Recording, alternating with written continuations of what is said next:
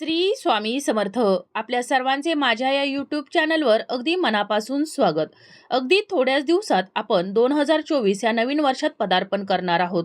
तर येणार हे नवीन वर्ष आपल्या सर्वांना सुखाचे, समाधानाचे, आनंदाचे, भरभराटीचे जाओ ही स्वामींचरणी प्रार्थना करते आणि आपल्या आजच्या या व्हिडिओला सुरुवात करते. इंग्रजी कॅलेंडर प्रमाणे नवीन वर्षाला सुरुवात झाली की नवीन वर्षात पहिलाच येणारा मराठमोळा सण म्हणजेच मकर संक्रांत. आणि या मकर संक्रांतीपासूनच आपल्या मराठी सणांना सुरुवात होते. तिळगुळ घ्या आणि गोड गोड बोला असं म्हणत आपण हा सण अगदी आनंदाने आणि उत्साहाने साजरा करत असतो. तर आपण आज या व्हिडिओमध्ये 2024 मध्ये येणाऱ्या मकर संक्रांतीविषयीची संपूर्ण माहिती जाणून घेणार आहोत.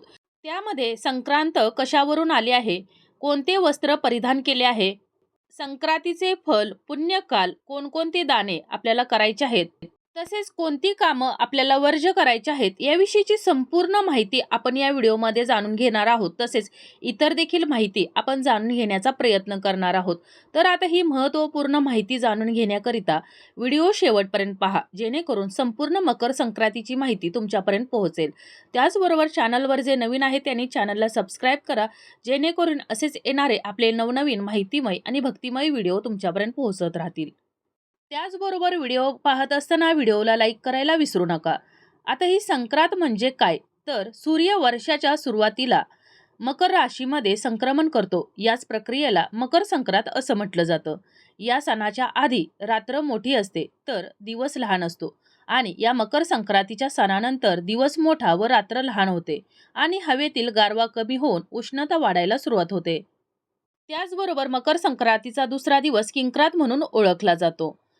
तिळगुळ घ्या आणि गोड गोड बोला असं म्हणून नवीन वर्षाची सुरुवात केली जाते.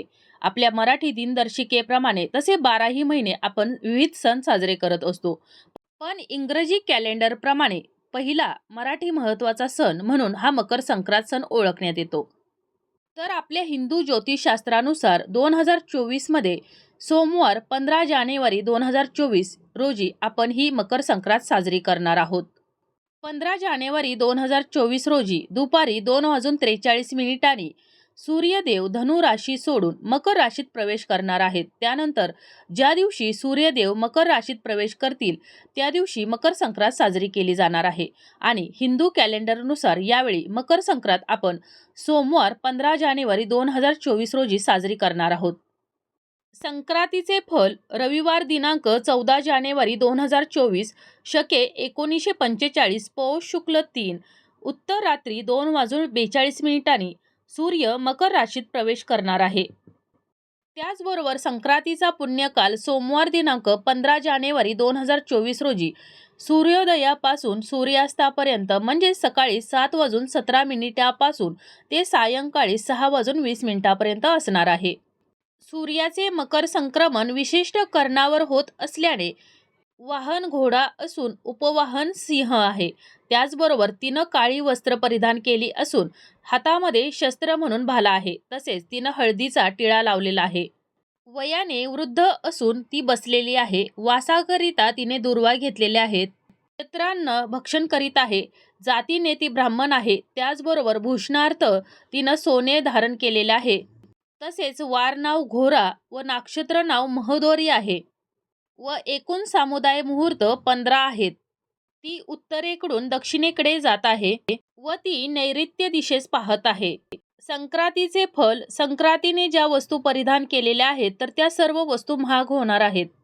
संक्रांती ज्या ठिकाणाहून आली आहे तर त्या ठिकाणील जनतेला सुखप्राप्ती होणार आहे.